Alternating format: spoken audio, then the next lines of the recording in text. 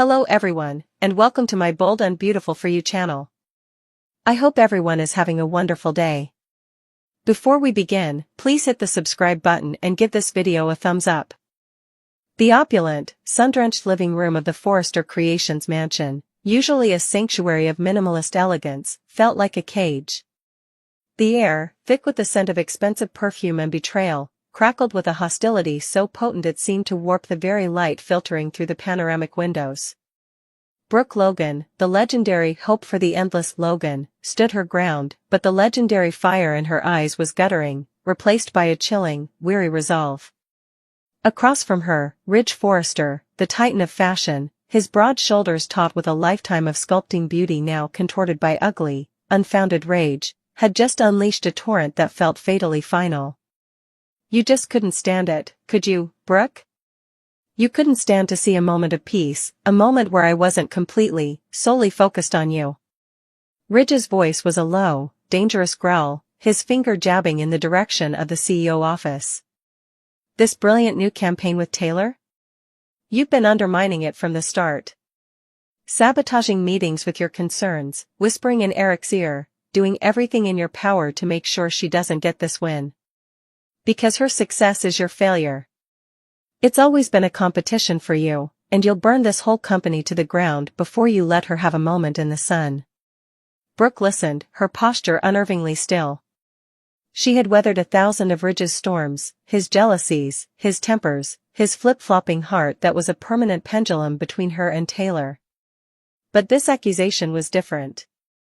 It wasn't just about passion or a misunderstood moment. It was a fundamental attack on her integrity, her loyalty to the company her own family had helped build from the ground up. She had fought for Forrester Creations with a ferocity that sometimes rivaled his own, and he was reducing it all to petty, jealous scheming. Is that what you truly believe, Ridge? Her voice was quiet, almost a whisper, but it cut through his bluster with the precision of a scalpel. After everything, after every scandal, every crisis, every single time I stood by this company and by you, even when you were in another woman's arms, you think I am capable of that? You think my love for this family, for our legacy, is so conditional that I would deliberately harm its reputation just to spite Taylor? It's not about spite, Brooke, it's about your nature, he shot back, not hearing the death knell in her tone. You are a Logan. And Logans fight. You manipulate, you maneuver. You did it with Bill, you've done it for years. Why should now be any different? Taylor's campaign is a success in spite of you, and it kills you. A sad, hollow smile touched Brooke's lips. It was the smile of a woman who had just seen the last card in the house fall. For decades, the Logan name had been both her shield and the brand of her supposed inferiority in his world. She had fought to transcend it, to prove that her love was real, her heart pure, her intentions honorable. And in one furious, unforgivable accusation, he had thrown it all back in her face, reducing her life's narrative to a cheap, predictable trope. She took a slow, deliberate breath, her gaze sweeping over him, the man she had loved through multiple marriages, through children and grandchildren, through countless betrayals and reconciliations. She saw the stubborn set of his jaw, the unyielding fire of misplaced conviction in his eyes, and she knew. She knew this was a chasm too wide to bridge. The trust wasn't just broken, it had been vaporized. You're right about one thing, Ridge, she said, her voice gaining a steely, terrifying calm. Taylor does win. Ridge blinked, thrown by the non sequitur. What? Taylor wins. Brooke repeated, enunciating each word with glacial clarity. She wins because she has you. She has the absolute, unshakable faith of Ridge Forrester. She has the man who will always, always, assume the worst of me. She has the man who looks at a lifetime of love and loyalty and sees only a Logan scheming in the shadows. You have given her the ultimate victory, your unquestioning belief. And you have given me the ultimate clarity. She took a step forward, her eyes now glistening not with tears of sorrow, but with the hard shine of finality. All these years, I fought for us. I fought against Deacon, against Nick, against Bill, against every obstacle and every person who tried to tear us apart. But I can't fight you, Ridge. I can't fight the man who is supposed to be on my side, who is supposed to see me for who I truly am. If that is the man you are, if that is the distorted, cynical lens through which you see our entire history, then there is no us left to fight for. Ridge's anger began to falter, a flicker of uncertainty in his eyes. Brooke. No, the word was not loud, but it was absolute. It was a door slamming shut. Don't try to walk it back. Not this time. You have accused me of the ultimate betrayal, not of your bed, but of your family's legacy. You have looked at my soul and declared it corrupt. So, you can have that belief. You can hold it tight. Because we are done. The words hung in the air, more shocking than any scream. We are done. This is it, Ridge. The final chapter. No more dramatic reunions. No more destiny waiting in the wings. There is no coming back from this. You have finally succeeded in killing the love I have for you. It's over. She turned, walking toward the door with a regal dignity that seemed to suck all the oxygen from the room. She didn't look back. She simply left, leaving Ridge alone in the cavernous silence, his furious accusations echoing back at him, now sounding hollow and foolish. The victory he thought he was fighting for had turned to ashes in his mouth. Taylor may have won the battle, but in ending it, Brooke had just claimed a devastating, heartbreaking peace. The heavy, lead crystal door of the mansion clicked shut behind Brooke with a soft, final sound that echoed in the vast foyer like a gunshot. Ridge stood frozen, the echo of her words, "We are done," reverberating in his skull, each syllable a hammer blow to the foundation of his life. The silence that rushed in to fill the space she had vacated was deafening, oppressive. It was a silence he had never experienced before, not in all their breakups, their fights, their separations. This was different. This wasn't the fiery, tempestuous silence of a storm that would eventually pass, this was the cold, dead silence of the void. His mind, so sure and so furious just moments ago, was now a chaotic scramble. He replayed his own accusations. You are a Logan. And Logan's fight. You manipulate, you maneuver. The words, which had felt so righteous in his anger, now tasted like poison. He had not just accused her of sabotaging a campaign, he had invalidated their entire history. He had reduced every sacrifice, every moment of forgiveness, every late-night conversation about their children and their future, to a mere calculation in a Logan playbook. The image of her face, not angry, not hysterical, but utterly, profoundly resolved, was burned into his vision. She hadn't been defending herself. She had been delivering a eulogy. For them. A cold dread began to seep into his bones, colder than any anger. This was the one bridge he had never imagined could truly be burned. Brooke was his constant. She was the shore he always. Outside, Brooke did not break stride. She walked across the manicured driveway, the gravel crunching under her heels with a satisfying, percussive rhythm that matched the new, steely beat of her heart. The Los Angeles sun was warm on her skin, but she felt insulated, wrapped in a strange, numb calm. She had expected the tears to come, the gut-wrenching sobs that had always accompanied their previous collapses. But there was nothing. Just a vast, empty landscape where a consuming love had once lived.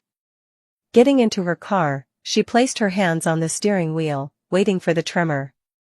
It didn't come. She had told him the truth. He had killed it. The love hadn't faded, it hadn't been chipped away. It had been executed, cleanly and efficiently, by the one person who knew exactly how to land the fatal blow. She thought of Hope, of Bridget, of all the times she had tried to explain to her daughters the inexplicable, magnetic pull she had to their father. How could she explain it now, when it was gone? There was no more pull. The magnet had lost its charge. A single, sharp, almost laugh escaped her. He thought this was about Taylor? About a marketing campaign? No. This was about the day a woman finally, truly, sees the man she loves for who he is, not who she needs him to be. And in that clear, unforgiving light, Ridge Forrester was a man who would always, in his deepest heart, believe she was less than. A Logan first, and the love of his life a distant second. That was a truth she could no longer survive. Starting the car, she pulled away from the mansion, not with the drama of a screeching tires, but with the quiet purpose of someone leaving a place they know they will never, ever return to. The war for Ridge's heart was over. And for the first time in decades, Brooke Logan was free. The freedom was a vast, silent tundra, and Brooke was its lone, shivering inhabitant. She drove, not to her empty house at the beach, which still echoed with memories of his surprise visits and reconciliations, but to the one place that had always been her true north, Eric's. Not the mansion, but the original, cozy Forrester estate, the one that held the ghost of her younger self, the one who had first fallen for the brilliant, tempestuous Ridge. She found Eric in his sunroom, meticulously tending to his orchids, his hands, though aged, still possessing the gentle precision of a master artist. He looked up as she entered, and his warm, knowing eyes immediately clouded with concern. He didn't need to ask. It was written in the unnerving stillness of her posture, in the absence of the frantic energy that usually accompanied one of their world-ending fights. "Brooke," he said, his voice soft as velvet. And that's when it happened. The simple, paternal kindness in his tone was the chisel that cracked the ice. The first tear fell, not as a sob, but as a single, hot, silent track down her cheek. Then another. She didn't collapse, she didn't wail. She stood perfectly still in the center of the room, as tears streamed down her face in a quiet, relentless river of grief for something that had just been buried. She began, her voice a ragged whisper. He said I was just a Logan. That I sabotage and manipulate. That Taylor's success was my failure. She swallowed hard, her gaze fixed on a point somewhere past Eric, on a memory only she could see. He didn't just accuse me, Eric. He eulogized us. He defined our entire history by my last name. Eric set down his watering can and moved toward her, his heart aching. He had seen this dance 100 times, but the music had never sounded so final. Back at the mansion, Ridge was drowning. He had poured a whiskey, then thrown the glass into the fireplace, the shatter doing nothing to quell the rising panic. He stalked to his design board, covered in sketches for the hope for the future line, a line inspired by her, always by her. He swept his arm across it, sending pencils and charcoal and vellum flying. The dramatic gesture felt hollow, meaningless. He was performing for an audience of one, and she had already left the theater. His phone buzzed.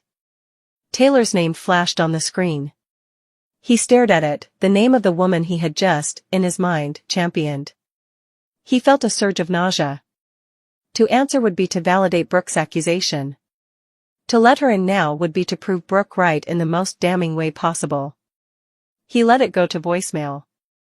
The silence pressed in again, heavier this time. He was the king of his domain, and he had never felt more like a pauper. At Eric's, Brooke finally wiped her cheeks, the storm of tears passing as suddenly as it had come. A new, frightening clarity settled in its wake. I told him we were done, Eric, she said, her voice stronger now, forged in the fire of her own pain. And I meant it. This isn't a break. It's not a timeout. It's a full stop. Eric studied her, seeing not the heartbroken woman, but the formidable resilience that had always been her core. What will you do? A faint, determined smile, the first of its kind, touched her lips. I'm a Logan. We fight. She let the word hang in the air, reclaiming it, stripping it of Ridge's venom. But not for him. Not anymore. I'm going to fight for me. For the first time in a very, very long time, I'm going to fight for Brooke. The implications hung in the air between them.